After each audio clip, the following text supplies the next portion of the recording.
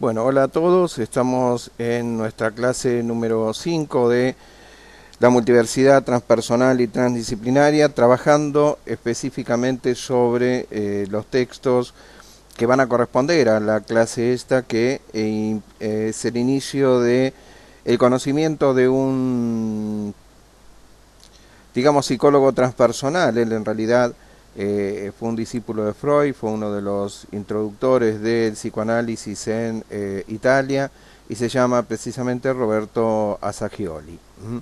Pero antes de esto vamos a hacer algunos avisos y contestar algunas cositas correspondiendo a la clase anterior. En primera instancia, hubo alguna pregunta por ahí en relación a la psicología perenne o la filosofía perenne. Se denomina psicología perenne o filosofía perenne a cierto conocimiento que se puede encontrar en distintos libros a través de los libros sagrados, a través de la poesía, sobre todo en todo aquello que es la sabiduría de Oriente, los libros sagrados de Oriente, ya sea Bhagavad Gita, ya sea Sendavesta, ya sea Mahabharata, y que coincide en cierta forma en algunos puntos en común.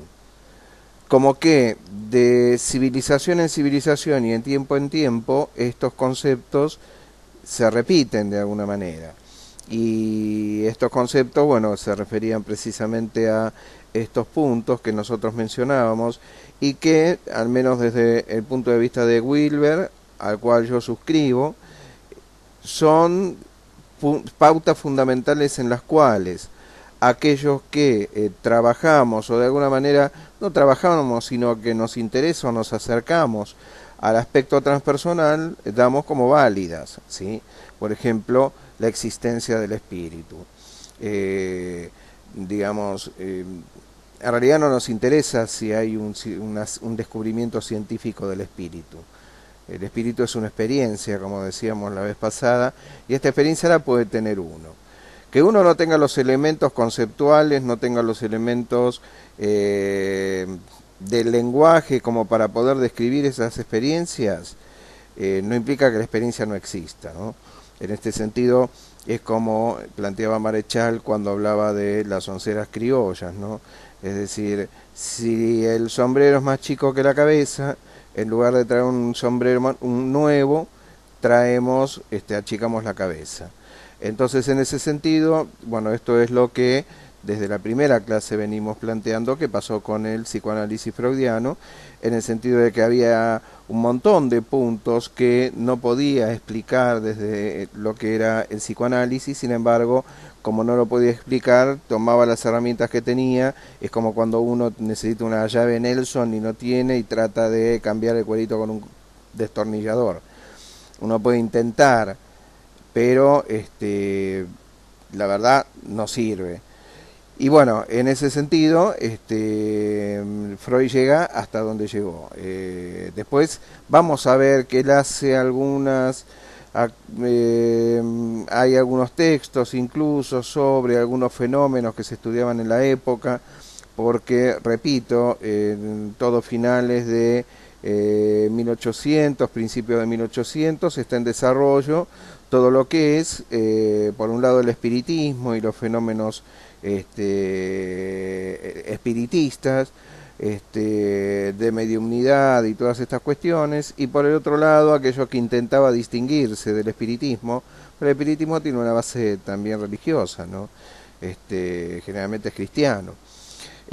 Por el otro lado, aquel conocimiento que se intentaba desarrollar paralelo a esto, por eso le llamaron parapsicología, con Rain y otros científicos de la época que intentaban describir ciertos fenómenos que teóricamente la mente produciría, que estarían más allá de cualquier explicación racional y no habría prácticamente forma de describirlo. Entonces ahí hablaba de, no sé, fenómenos paranormales, como por ejemplo mover objetos con la mente, la telepatía, y hay todo un estudio de Freud alrededor de la telepatía. De hecho hay un librito muy interesante que se llama Freud y el ocultismo, que habla de la mirada de Freud alrededor de esto. Hay una discusión que ustedes van a poder, si quieren, si tienen ganas, pueden observarla en la película Un método peligroso, donde Jung habla de ciertas cosas con Freud y le anticipa la producción de un sonido que se iba a dar, y se da 3 veces y él lo anticipa 3 veces y Freud abandona la conversación, ¿sí? Porque precisamente lo que Freud no quería era quedar pegado, como decimos nosotros ahora, a estas figuras que tenían que ver con la parapsicología y, bueno, de alguna manera una especie de quedar más cercano a la ciencia que no. Ahora, obviamente, hay cosas que la ciencia no puede explicar. Quizás en un futuro las puede explicar, porque en definitiva alguien puede decir, ah, vieron, no, lo que pasa que el rayo no era un fenómeno de los dioses, sino que hoy la ciencia comprende, eh, es una palabra que a mí me gusta obviar precisamente porque no me gusta, pero obvio que todo tiene una causa y que esa causa en algún momento puede o no la ciencia abordarla y explicarla. Lo que no quiere decir que en tanto no puede explicarla, la causa no exista. Ahora, volviendo a la cuestión de la observación de esto, de la psicología perenne. Precisamente muchos, incluso en el primer capítulo del libro de Assagioli, van a encontrar esta cuestión de la definición que él hace con respecto a el título mismo del libro, que se llama Ser Transpersonal.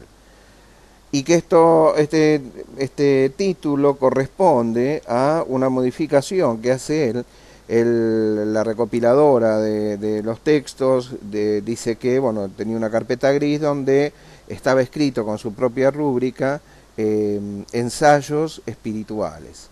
Pero como la palabra espiritual es como que no terminaba de sonarle, entonces decía, bueno, no, porque transpersonal, porque está más allá de la persona, no puede ligarse con lo espiritual, etcétera. Bueno, en ese sentido nosotros nos ligamos, ¿sí?, desde la mirada wilberiana. Decimos, sí, existe un espíritu, existen experiencias de tipo místico, existen experiencias de tipo espiritual, distintas a las enfermedades, a la iluminación no es delirio místico, en fin, un montón de aclaraciones que con el estudio y el tiempo podremos llegar a ver, pero que incluyen a estos puntos como lo perenne. Es decir, a lo largo de toda la historia de la civilización esto perduró, por eso es perenne. Por ejemplo, aceptar la existencia del espíritu. Entonces, aceptamos la existencia del espíritu, no desde lo racional, sino desde la experiencia propia, porque como decíamos el otro día, hay determinadas cosas, a mí no necesita que alguien venga a decirme que el amor existe. Uno lo siente. Bueno, alguien podrá decir, ah, bueno, pero ¿cómo sabes vos que eso que sentís es el amor? Bueno, en realidad ese tipo de aseveraciones las podemos hacer hasta el infarto, porque en definitiva nadie podría explicar nada. ¿Cómo sé yo que...? Sin embargo, hay ciertas experiencias que creo que deberían ser respetadas, ¿no? Respetadas e investigadas más a fondo, porque, bueno, una de las cuestiones que se plantea y que plantea precisamente Assagioli es, estas cuestiones están. Sin embargo, por prejuicio, la ciencia ya directamente las descarta y no se acerca a ver de qué se trata, ¿sí? Y en ese sentido, bueno, precisamente esta cuestión, esto era lo que hizo Freud en relación a los fenómenos paranormales, ¿no?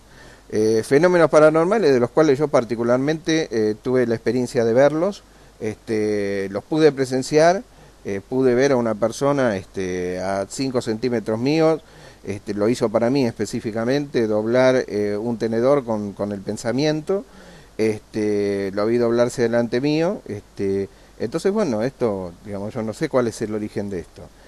Sin embargo, para mí es una experiencia real. Es decir, yo la pude constatar, la pude ver. Este, entonces, no estaba bajo el efecto de ninguna droga alucinógena, no me había brotado, nada de esto, simplemente es algo que uno ve. Entonces, bueno, aquellos que por ahí estamos un poco más abiertos, decimos, uy, mira vos. Entonces lo incorporamos. Entonces, en ese sentido, también podemos incorporar otro tipo de experiencias de índole espiritual o de vivencias, ¿sí? Ahora, cuanto más racional es uno, en el sentido de racional cerrado, que nada que pueda ser, y bueno, en ese sentido, ese tipo de efectos, bueno, va a ocurrir obviamente un fenómeno del campo de la psicología, que es la negación. Es decir, cuando una estructura es demasiado rígida para aceptar algo que está fuera de esa estructura, no lo acepta porque si no la estructura se rompe. Entonces niego lo que veo porque si lo acepto, todo mi andamiaje se va al diablo. Entonces tengo que negarlo, ¿sí? En ese sentido, bueno, la historia de la psicología transpersonal o de la mirada transpersonal eh, está atravesada por estas cuestiones. Sin embargo, hubo estos pioneros que ya desde Jung en adelante, convengamos en que prácticamente la ruptura entre Freud y Jung se debió precisamente a factores que tenían que ver con elementos transpersonales, aunque no, obviamente en ese momento no se podía, no se hablaba en esos términos. Entonces, bueno, ya desde entonces hubo un montón de pioneros que se adentraron en esta área, ¿no? Entonces, vamos a ver, por ejemplo, en Assagioli una tópica distinta. Si nosotros conocemos la tópica freudiana, la primera y segunda tópica freudiana, y está todo bien. Ahora, ¿por qué tiene más validez la tópica freudiana que la tópica de Jung o la tópica de Assagioli, siendo todos científicos? Bueno, precisamente porque cometieron el pecado. Y el pecado es aceptar la existencia del espíritu o algo cercano al espíritu, ¿sí? Entonces, en ese sentido, bueno, la ciencia resultó ser tan prejuiciosa como la religión.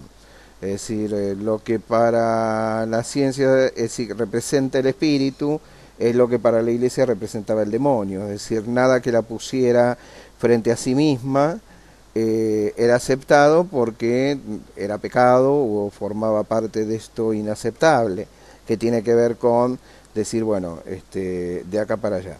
El mundo no se puede dividir en pedazos de la misma manera que el otro día leía un texto muy lindo que decía yo, un nene que iba en un avión y decía, cuando miro para abajo no veo líneas que dividan los países. Entonces, bueno, los mapas políticos tienen divisiones políticas y la política es una construcción del hombre. Pero no existe la división política per se. No existen límites, no existen fronteras. Esto no existe. Después vamos a ver, cuando veamos en Wilber la conciencia sin fronteras, que precisamente esta cuestión de la frontera, de la delimitación de las cosas, sirve para el desarrollo, sirvió para el desarrollo conceptual, pero que llegado un momento, la delimitación del mundo es la fuente de conflicto. Porque póngase una frontera y ahí se pone al mismo tiempo un conflicto. Lo que pertenece a quien está de este lado y lo que pertenece a quien está del otro lado. Entonces, cuando nosotros demarcamos, hacemos una demarcación del mundo, esto es un perro, esto es un gato, esto es una persona, vamos configurando la cultura. Sin embargo, volvemos al principio. Cuando creemos que ese mapa es en realidad el territorio, ahí es donde nos equivocamos. Nos equivocamos porque no es el territorio, es lo más aproximado, ¿sí? Entonces, en ese sentido, lo transpersonal se acerca más a ese territorio. Es decir, no acepta los límites como tales, sobre todo a partir de las experiencias. Es decir, si yo puedo aceptar las experiencias de un neurótico que viene y me cuenta 40.000 cosas que le suceden y decir, ah, claro, esto es un neurótico por las características que tiene, porque así, así, entra, sale. Ahora, cuando alguien viene y me explica otro tipo de experiencias que yo no tengo catalogadas. Yo no puedo decir este tipo está loco, delirio místico, palo y a la bolsa, adentro. Los conceptos a tener en cuenta son otros. Bueno, ¿qué es esto? ¿Existe el delirio místico? Sí, existe. ¿Existe la experiencia mística? También existe. ¿Es delirio? No. ¿Existe la razón? Sí. ¿Y existe la razón como espíritu? Algo, es decir, forma parte del espíritu, la razón. Se expresa el espíritu a través de la razón. Es más, se expresa el espíritu a través de la razón de una forma más refinada.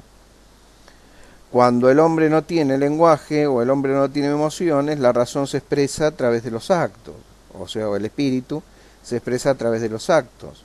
En la medida en la cual se van procesando esas herramientas que son las emociones, el reconocimiento de las mismas, la posibilidad de poder simbolizar, de poder poner esas emociones en palabras, esos sentimientos, entonces ahí decimos, bueno, la existencia, digamos, de esta posibilidad de transformar la emoción en palabra y la palabra en concepto y el concepto en razón, son formas a través de las cuales el espíritu se expresa.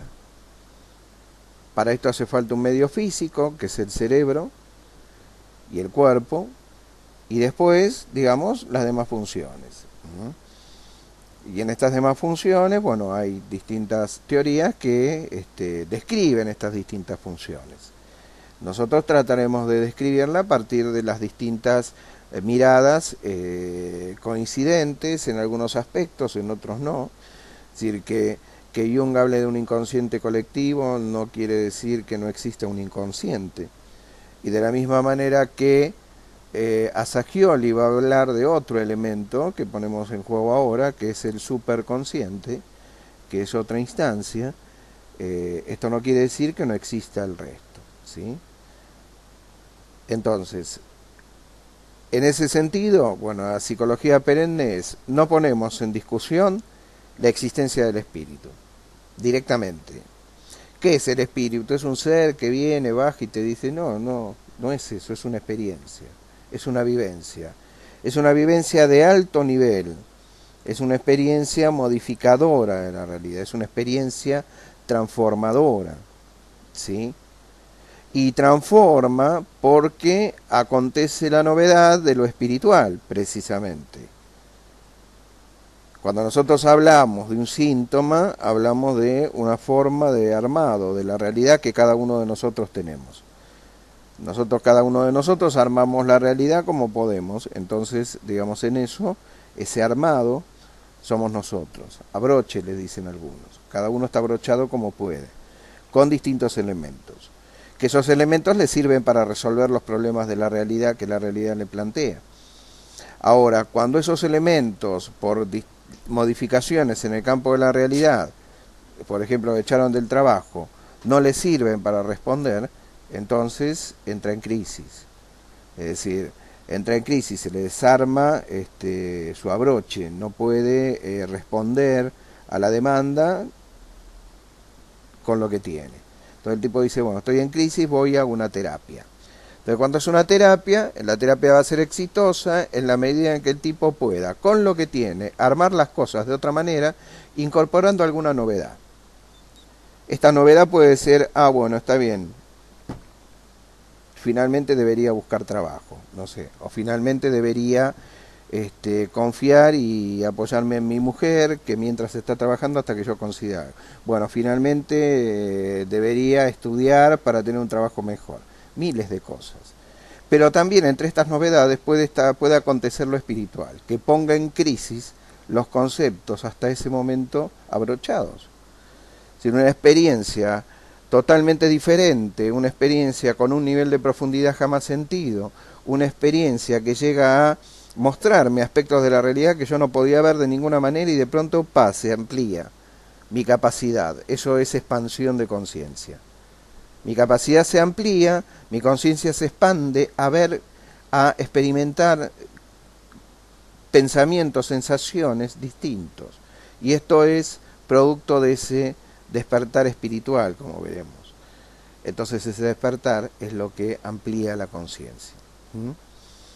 Y es lo nuevo, la novedad. En algunos, la experiencia de tipo espiritual trae el cambio, trae la posibilidad de lo nuevo, ¿sí? En este caso, por ejemplo, en algunas patologías, como por ejemplo en las adicciones, hay métodos, como el método de 12 pasos, que es utilizado en todo el mundo, es utilizado por Alcohólicos Anónimos, Narcóticos Anónimos, que incorpora la experiencia de lo novedoso, trabajando sobre dos pilares que tiene fundamentalmente el adicto, que es la negación de la adicción y la omnipotencia de suponer que lo puede resolver solo. Los primeros dos pasos de esos 12 pasos, el origen de los programas de 12 pasos es junguiano, ¿sí?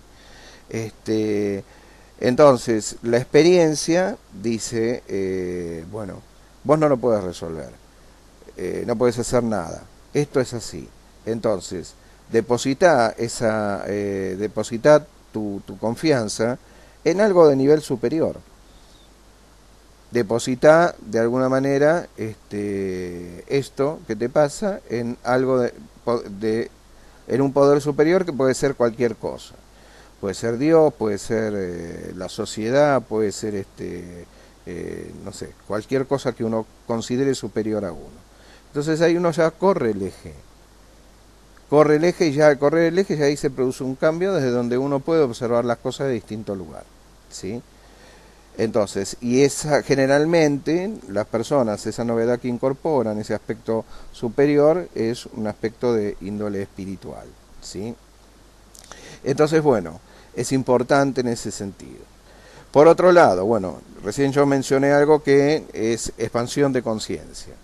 La expansión de la conciencia, ¿qué es? ¿Quién dice que es la expansión de la conciencia? ¿Cómo me puede alguien describir cómo la conciencia se expande? La conciencia se expande en la misma tarea del psicoanálisis, ¿sí? ¿Por qué? Porque la incorporación a la conciencia de contenidos inconscientes hace que la conciencia sea más amplia, la conciencia del sí mismo. Lo que uno conoce de sí mismo es más que antes, ¿sí? Ahora, desde las tópicas freudianas uno dice, bueno, si uno mira los dibujos de las tópicas y ubica, digamos, gráficamente esto, el inconsciente lo ubica en la profundidad. El inconsciente es algo profundo, está dentro, es bien profundo, no está ahí nomás. No sabemos a dónde. Es más, si Jung hablaba del inconsciente colectivo, es decir, es más profundo que uno mismo todavía. Ahora, la cuestión es, si podemos aceptar que la conciencia se expande al incorporar contenido de tipo inconsciente, ¿por qué no podemos aceptar que la conciencia también se puede expandir al incorporar otro tipo de contenidos que son supraconscientes? Que quizás no todos estemos en condiciones, no en condiciones porque no estén las herramientas. Hay personas que no pueden conceptualizar y que no pueden mencionar palabras, que no pueden articular el lenguaje, y esto no quiere decir que no tengan las condiciones. Sin embargo, su contexto de vida hace que estas personas de pronto, bueno, no puedan simbolizar, ¿sí?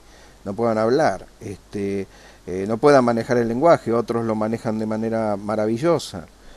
Entonces, son herramientas que se tienen. Ahora, para el lenguaje entrenamos, para un montón de cosas entrenamos. ¿Cuál es el entrenamiento para lo espiritual?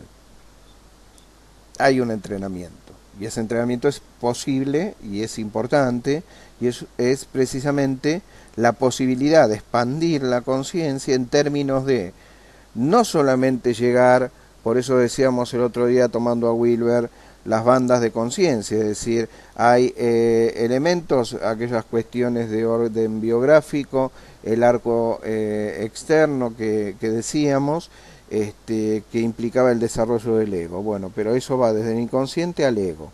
Ahora, a posteriori, digamos, el otro desarrollo, el arco externo, es la expansión. ¿Por qué? Porque voy a tratar de registrar no solamente cosas porque esto no es el reemplazo de una cosa por otra, y por eso hablamos del espectro de la conciencia. Es decir, hay personas que por su desarrollo, por su condición, su historia de vida, su ECRO, para aquellos que conocen la palabra, psicólogos sociales,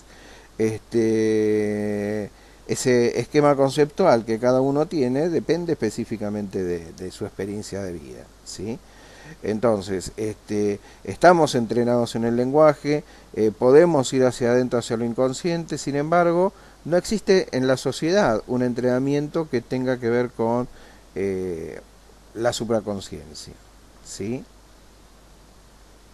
Después vamos a ver que la supraconsciencia y otros elementos que menciona Sacchioli tienen también una dinámica, ¿sí?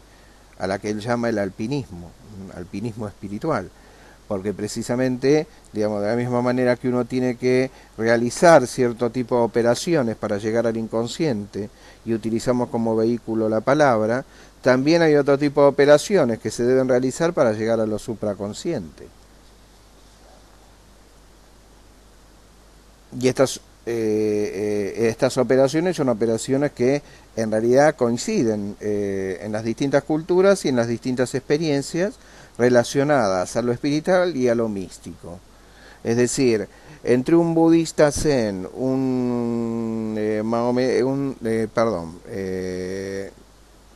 iba a decir algo, una palabra que el otro día me corrigieron y que, bueno, pido disculpas, pero en mi lenguaje profano yo lo menciono así, pero lo voy a mencionar específicamente como me pidieron.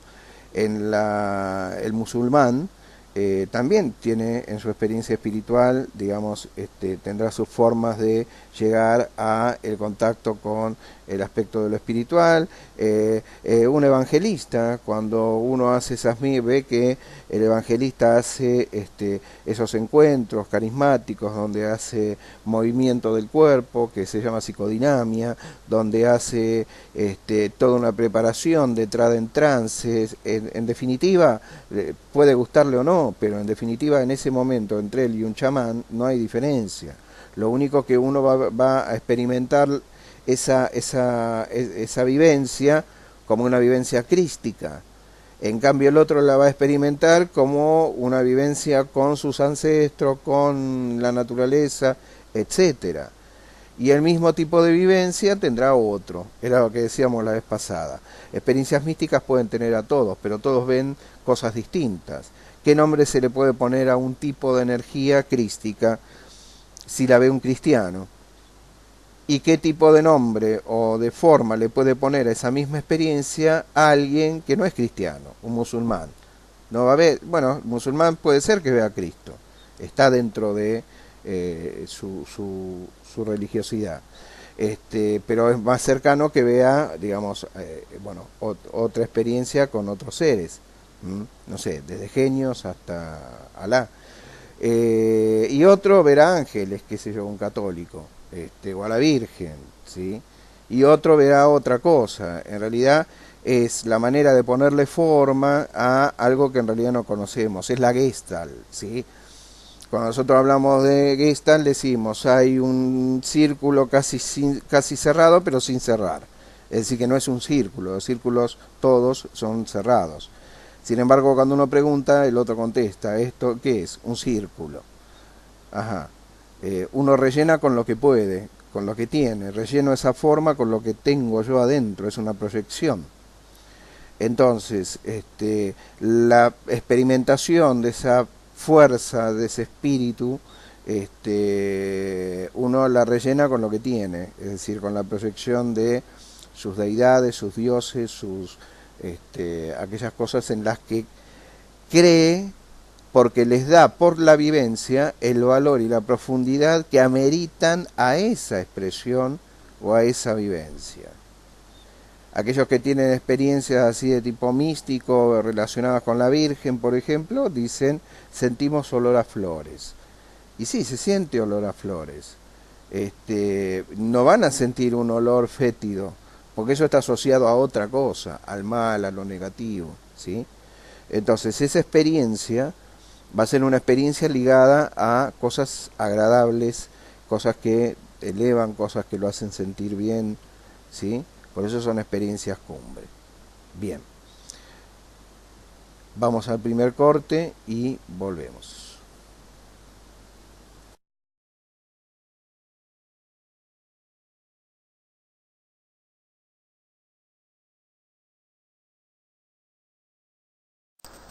precisamente con algunos algunos aspectos de Assagioli que vamos a comenzar a ver. Hablamos de esta filosofía perenne y hay un pequeño textito que a mí me gustaría comentar antes, que tiene que ver con esto de la filosofía. No es que tiene que ver, directamente pertenece al libro La filosofía perenne de Aldous Huxley, y que dice el texto es más amplio, pero en una franja dice el Atman, del cual ya hablamos, es aquello de que está penetrado el universo, pero que nada penetra, que hace brillar todas las cosas, pero que todas las cosas no pueden hacer brillar. La naturaleza de la realidad una debe conocerse por la clara percepción espiritual de uno mismo. No puede conocerse mediante un pandit. El pandit es un hombre docto. Análogamente, la forma de la luna solo puede conocerse por los ojos de uno mismo. ¿Cómo podría conocerse por otro? ¿Quién sino el Atman es capaz de quitar las ligaduras de la ignorancia, la pasión y la acción egoísta?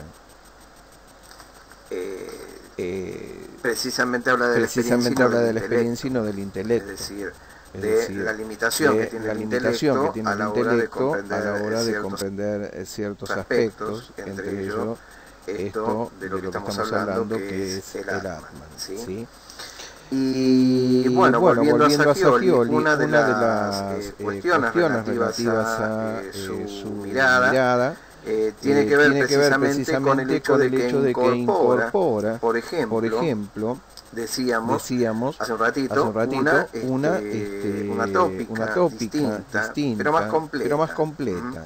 Vamos a ver acá ahora, les voy a mostrar lo que es el esquema de Assagioli en relación a lo que él considera cómo está conformado precisamente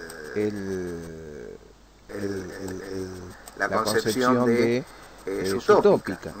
Aquí está en inglés, pero ustedes la van a encontrar traducida en el libro, ¿sí? Esta imagen que es esa tópica, que después igual vamos a ir viendo una por una y desarrollando cada uno de estos aspectos, pero en principio vamos a explicarla de esta manera. Por un lado tenemos lo que se considera el inconsciente inferior, que es la sombra personal. ¿Sí? Acá dice sombra personal inconsciente. La sombra personal inconsciente sería el aspecto de el remanente de las proyecciones. Sería el inconsciente reprimido, sería esa capa del inconsciente donde van todas aquellas cosas que nosotros particularmente no aceptamos como forma propia, ¿no? Bueno, ustedes saben que la represión es un mecanismo de defensa y que lo que el mecanismo de defensa precisamente reprime es aquel aspecto que tiene que ver con la incongruencia entre mi imagen o la imagen de mi yo y lo que yo siento. ¿Sí? Entonces, por un lado eso, por el otro lado tenemos lo que es el superconsciente. Fíjense que acá al costado describe el inconsciente colectivo como algo que está por afuera precisamente de los niveles bajos del inconsciente. Después tenemos el subconsciente en este nivel que en realidad él marca digamos como un inconsciente medio, ¿sí? El inconsciente inferior, el inconsciente medio. Por otro lado, la conciencia que está remarcada aquí como el ego. El ego es el aspecto consciente. Entonces tenemos un aspecto consciente, tenemos un aspecto de subconsciente, un aspecto de la sombra personal o inconsciente. Acá aprecien lo que sería la diferencia, o no la diferencia, sino la inclusión de dos tópicas, porque si hablamos del subconsciente hablamos de la primera tópica, si hablamos de inconsciente, pero fíjense que acá no habla de inconsciente, habla de si bien en el libro van a encontrar que dice inconsciente inferior, acá específicamente dice sombra personal inconsciente. Sombra personal inconsciente es un término junguiano. Inconsciente colectivo es un término junguiano. ¿Sí? Self es un término junguiano. El ego es la conciencia. Y hay una especie de inconsciente superior, digamos, que es esto de lo que hablamos hace un ratito, que es el superconsciente. Es decir, son elementos que se pueden incorporar de instancias superiores a lo que son la del inconsciente, a lo que es la conciencia, pero que forman parte del desarrollo del ser humano. Es decir, y en esto no quiero abrirme del aspecto de la religión, ojo, o de la mística o de la espiritualidad. Para mí tienen la misma validez, no es más válida para mí la psicología que la mística. ¿Sí? Entonces, porque en definitiva desconocemos todo, nosotros tratamos como seres humanos de acercarnos a una realidad. La ciencia busca la verdad última de la misma manera que lo buscan los buscadores hindúes del yoga. El hombre necesita saber de dónde viene, qué es. Todavía no tenemos esa impronta. Sin embargo, aparentemente sí existe en algún lugar. Hay forma de acceder. Esto que venía con uno, esto que Lacan llamaba lo místico, que llamaba digamos, lo real. Lo real es superior a lo que tenemos. ¿Sí? En ese pequeño texto voy asociando a medida que vamos hablando. En ese pequeño texto que les leí de la psicología perenne, encuentro esta similitud, precisamente porque recién decíamos, el Atman es aquello de que está penetrado el universo, pero que nada penetra, que hace brillar todas las cosas, pero que todas las cosas no pueden hacer brillar. Yo no quiero hacer la mezcla con lo cuántico, sin embargo, hay una descripción de la base del universo que al mismo tiempo coincide con la descripción de la base de las cosas que tenía la teosofía, por ejemplo. Entonces, la descripción de la base del universo es el concepto de látice. La látice es una trama, una especie de red invisible, sobre la cual se va conformando la materia por determinadas condiciones.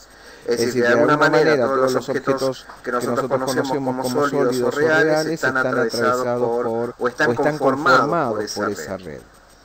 ¿Sí? Es decir, todos los objetos se conforman sobre esa red, pero los objetos no conforman a la red, porque la red ya está, la látice, la red de energía. De esto hablan también los digamos, si se quiere el hinduismo, si se quiere aspectos de la teosofía, cuando hablan de lo que es el cuerpo etérico, el cuerpo etérico es el cuerpo de energía, la energía vital, sobre la cual se monta el cuerpo físico. Si obviamente fíjese por ejemplo uno de los síntomas de la mujer cuando se embaraza, que es el querer dormir todo el tiempo, el querer descansar, el sueño, todo esto porque toda su energía vital está puesta para formar ese cuerpo energético del bebé que después se va digamos, nutriendo de otras cosas que van dando conformación a lo físico.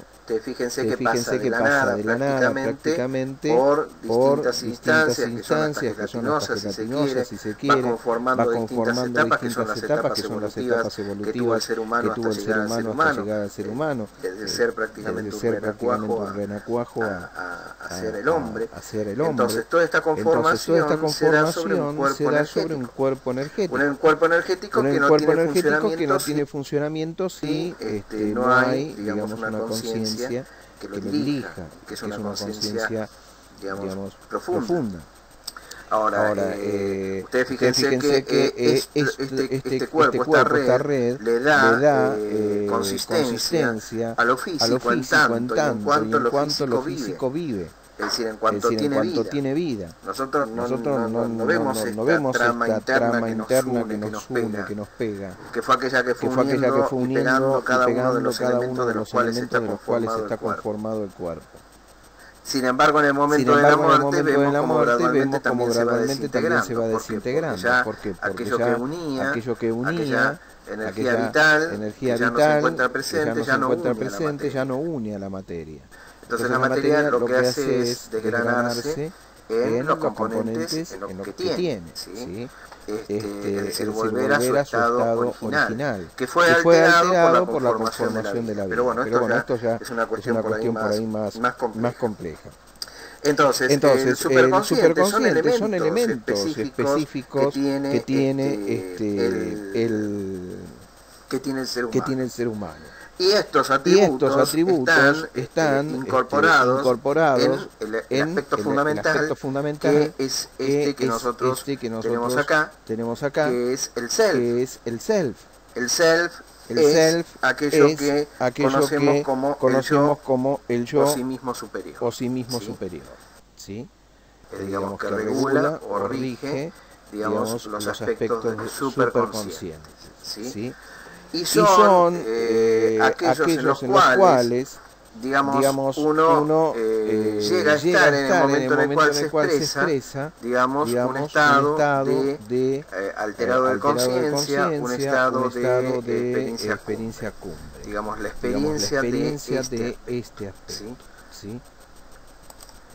Entonces estos son los elementos propios de lo que plantea Assagioli como parte de lo que es su esquema. ¿Sí? Pero hay algunas cosas interesantes que me interesaría también compartir de estos dos primeros textos.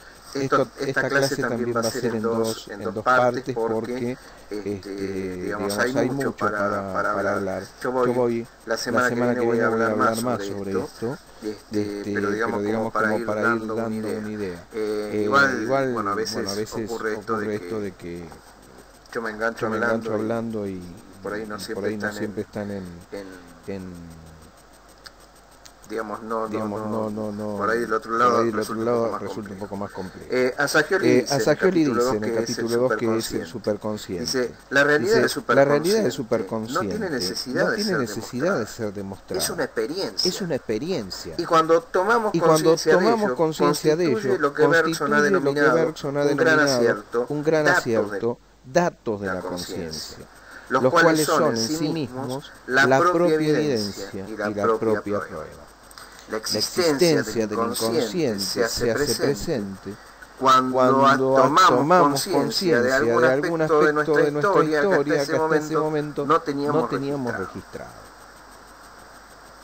Sin embargo, a eso sí le damos esa validez. Pero cuando acontece cuando lo hacemos consciente, cuando pasa. Cuando lo vivenciamos, cuando se transforma en experiencia. Cuando se transforma en experiencia, entonces ahí decimos, esto es el inconsciente. Ahora, los aspectos de la superconsciencia, los aspectos del sí mismo, que son de otro orden, entonces a veces nos parecen, son extraordinarios, en el sentido de que son experiencias que no se han tenido. ¿Sí? Que son diferentes a las demás y que son integradoras. Porque la expansión de la conciencia integra, ya sea hacia abajo o hacia arriba. La expansión de la conciencia hacia el inconsciente incorpora e integra a la conciencia elementos desconocidos hasta ese momento que conformaron parte de nuestra historia. Y la superconsciencia incorpora experiencias desconocidas hacia el momento con respecto a la integración de toda nuestra conciencia. Ya sea desde el superconsciente o ya sea desde lo que sería el inconsciente colectivo. Entonces, estas experiencias integradoras precisamente dan un marco de comprensión de las cosas más amplio. una experiencia transpersonal, una expansión de conciencia, da una comprensión mucho más amplia de los elementos hasta ahora integrados de otra manera. ¿Cuáles pueden ser las formas de esto es un agregado que no lo plantea Sakiori, pero que digamos, es válido? La utilización de ciertas sustancias, aquellas que conocemos como plantas maestras, como el peyote, la ayahuasca, la mescalina, el San Pedro, es decir, que son plantas que llevan a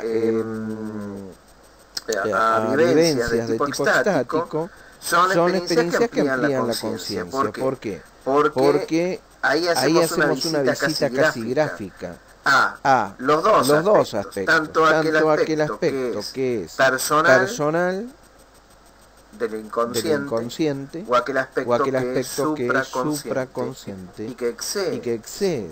¿Sí? Por eso muchos de aquellos que han tenido experiencias con plantas, precisamente lo que dicen es esto. Da la sensación al experimentar con la planta que algo de afuera nos habla de cosas que nosotros no conocemos. Y esto también sostenía Jung. Es decir, y esto generalmente es parte de las vivencias que se tienen en este aspecto. Hay algo adentro mío que habla de cosas que yo jamás aprendí. Esto sostenía Jung. Y esto sostengo yo también. Salvando las diferencias, obviamente. ¿No? Por haberlo experimentado. Es decir, hay ese momento de la comprensión, digamos, tiene que ver con ese modelo o esa forma de expansión de la conciencia. Entonces, hasta acá es interesante esto de tener la vivencia. El hecho de tener la vivencia es fundamental. El hecho de tener la vivencia es fundamental.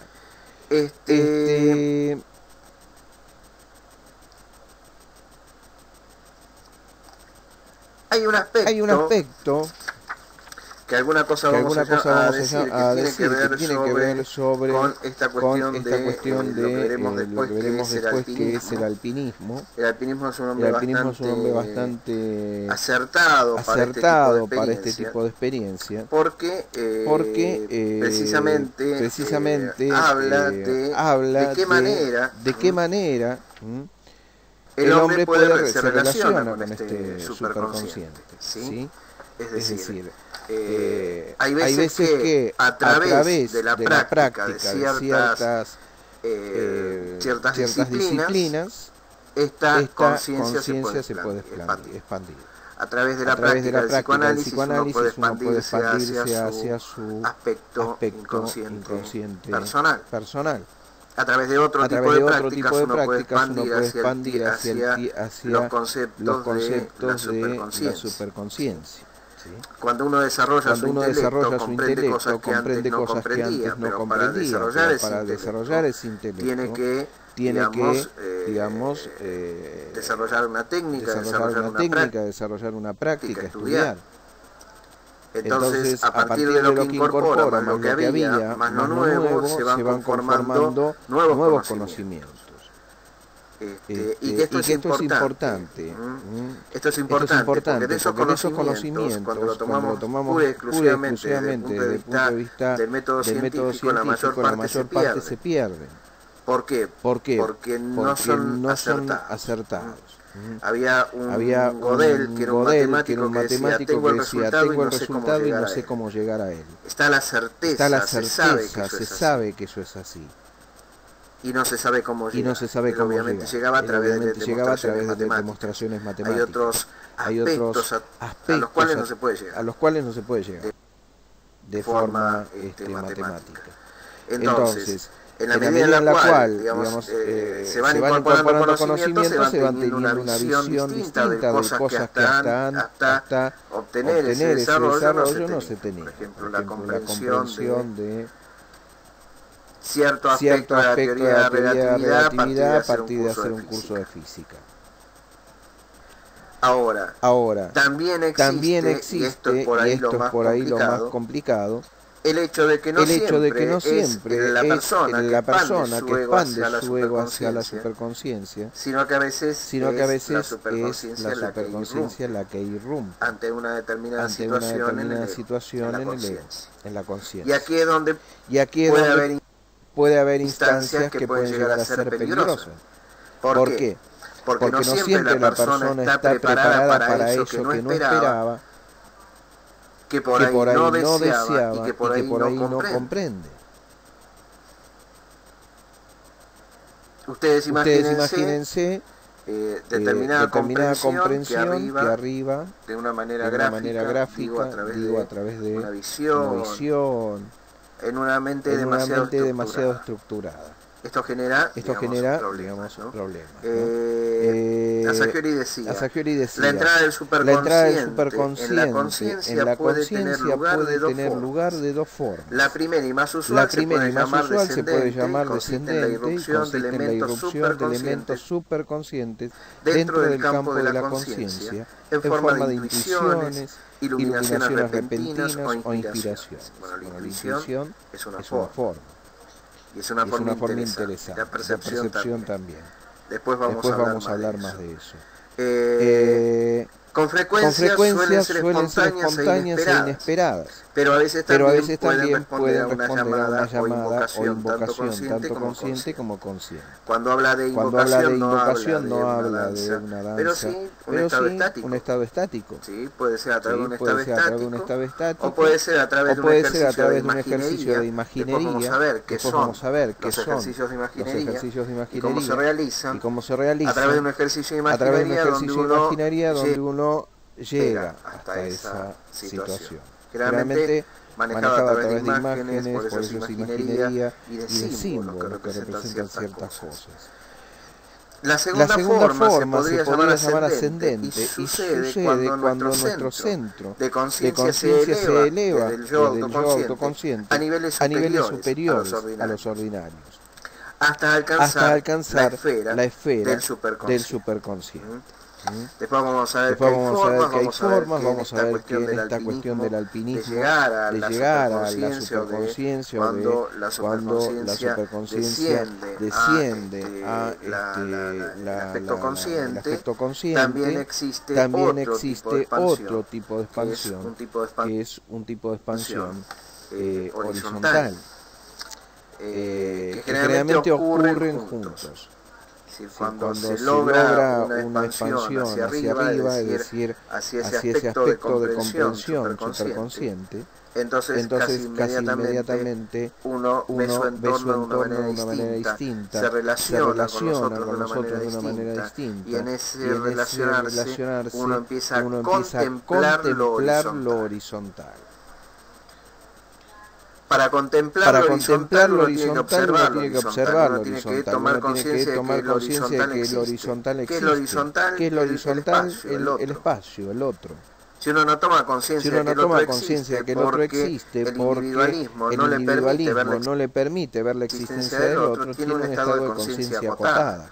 Lo que decíamos en algún momento como conciencia de par, no conciencia de parte, sino conciencia de sí, que es un estado evolutivo que es el común, es la racionalidad centrada en el individualismo. Cuando esta racionalidad centrada en el individualismo se desarrolla, se llega a resoluciones ultrarracionales, pero que no contemplan al otro. Es decir, es como una carrera. ¿Se acuerdan cuando hablamos de Ubuntu? Un cuento en el cual decíamos el primero que llega al árbol, le regalamos una canasta de frutas a chicos africanos. Se agarran todos de la mano y van corriendo. Dicen, no, pero tienen que ir sueltos. Entonces se miran, lo mira el tipo y dice, no, Ubuntu. Es decir, todos o nada. aquella vieja cuestión de Alejandro Dumas, o Víctor Hugo. Alejandro Dumas escribió Tres Mosqueteros, uno para todos y todos para uno. Donde eso es el Ubuntu, lo horizontal. Entonces, no siempre las personas pueden contemplar lo horizontal, porque no tienen la expansión de la conciencia para integrar al otro como un otro distinto, pero parte del mismo contexto. ¿Sí? Digamos, algunos, y esto ya vamos a otro aspecto, y con esto vamos más o menos a redondear esta clase de hoy. Cuando dicen que cada determinada cantidad de tiempo, generalmente cada 2000 años, los distintos lugares del mundo necesitan recibir una enseñanza. Y es por eso que vienen los avatares. Los avatares son, se llama la doctrina de los avatares, que menciona a estos seres que fundan religiones, ¿no? Ya sea musulmán, cristiana, el Cenavesta. Todas las religiones tienen un líder que es aquel que transmite una enseñanza. Y cada enseñanza tiene una característica, ¿sí? Una característica para la época y para el momento. Bueno, hay algunas que son coincidentes, por ejemplo, entre lo que es la transmisión de Srimad Bhagavatam, que es uno de los libros sagrados hindúes que transmite la experiencia del amor, que después transmite Vyasa, que también es un hindú, que después transmite el Bhagavad Gita, que también es hindú, a través de Krishna, que después transmite Jesucristo a través de los evangelios o el cristianismo, y que coinciden en este aspecto de la unión, ¿no? Del amor. Es decir, pero también en tomar partido. ¿Sí? No es una unión, somos todos buenos, todo bien, está todo lindo, sino que en algún momento dado él dice, pelearán padres contra hijos, hijos contra padres, sosteniendo una idea. De la misma manera que él llega al lugar donde están los mercaderes y le patea los puestos. Entonces, sin embargo, la enseñanza que atraviesa los Nuevos Testamentos, el Antiguo Testamento es una enseñanza guerrera, no tiene mucho amor esa enseñanza, pero es una enseñanza amorosa la de Cristo, ¿no? Entonces, es contemplar al otro, amar a tu prójimo como a ti mismo, es decir, una serie de enseñanzas que tienen que ver con la aceptación del otro. Y esta aceptación del otro es un llamado precisamente a esa expansión de conciencia. Cuando se habla de una conciencia crística, es la aceptación del otro. Ahora fíjense qué curioso, quizás haya muchos que no quieran sostener esta cuestión cuando se menciona algún aspecto místico religioso. Sin embargo, los derechos humanos no expresan otra cosa. Los derechos humanos, el hacer valer los derechos humanos en la vida cotidiana, como por ejemplo la no discriminación, requiere de un esfuerzo casi crístico. Aceptar al otro. Y esto se puede lograr siempre, puede lograr todo el mundo, no, requiere precisamente de un trabajo personal, y a esto también apunta lo transpersonal. Es decir, de qué manera lo transpersonal trabaja para expandir esa conciencia, cuáles son las formas de trabajar para expandir esa conciencia, para de alguna manera evolucionar si se quiere. Y acá hablamos de evolucionar en el sentido de expandir la conciencia y tener una mayor comprensión. Menos fragmentaciones, menos mezquindades. Y por el otro lado también menos. El otro día le dábamos, hace un ratito le dábamos un nombre, y este nombre es demarcación, menos demarcaciones. menos demarcaciones entre mi parte y la tuya, mi cosa y la tuya, mi, digamos, la defensa de la persona. Esto es, la defensa de la persona tiene que ver con la carencia. ¿Sí? La defensa de la persona tiene que ver con la carencia en este espacio, que es el espacio de la sombra personal. ¿Esto qué quiere decir? ¿Que uno no tiene que diferenciarse del otro, que no tiene que haber identidad? No, al contrario. Sin embargo, digamos, cuanto más uno hace eco en su diferencia con los demás, entonces quiere decir que menos capacidad de identificación hay. ¿Sí? Bien. Hasta acá llegamos. Esta es la primera parte de la clase 5. La segunda parte de la clase 5 la veremos después. Voy a aprovechar precisamente para una cosa que tiene que ver con esto de la expansión hacia los costados. La multiversidad tiene una frase que no es casual, se cruzó.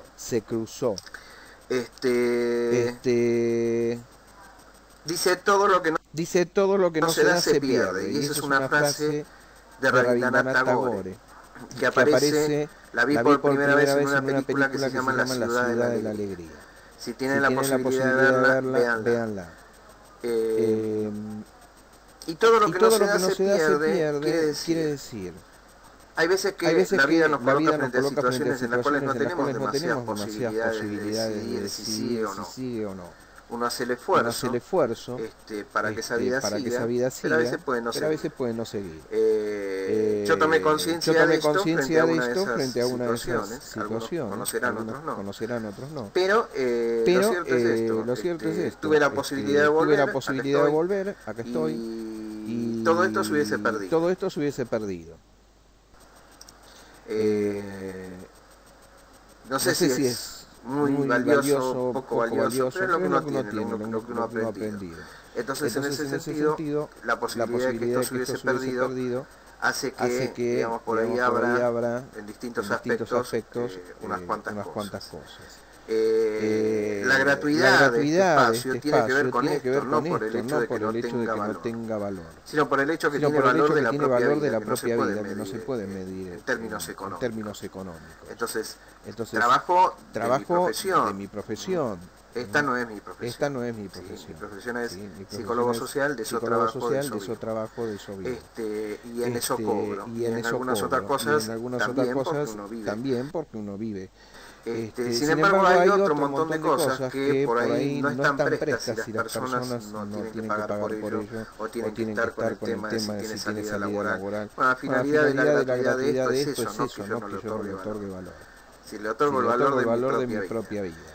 Entonces la cuestión es de la misma manera que yo lo comparto, observo qué sucede del otro lado. En este momento en la escuela hay 75 inscritos que participan regularmente. Sin embargo están tomando todo para sí. No comparten nada con sus compañeros, no comparten visión con sus compañeros, no comparten pareceres, ni se hablan. Entonces nada, no es algo que esté juzgando, simplemente es algo que les pongo a la vista. De 75 personas, solo 2 o 3 son aquellas que por ahí comparten alguna cuestión. Los demás aspiran. ¿Sí? De eso que aspiran está genial, esa es la finalidad. Pero procesenlo y trasladen a los demás. ¿Sí? Y también fíjense qué es lo que los demás piensan de lo que ustedes dicen. Nada más.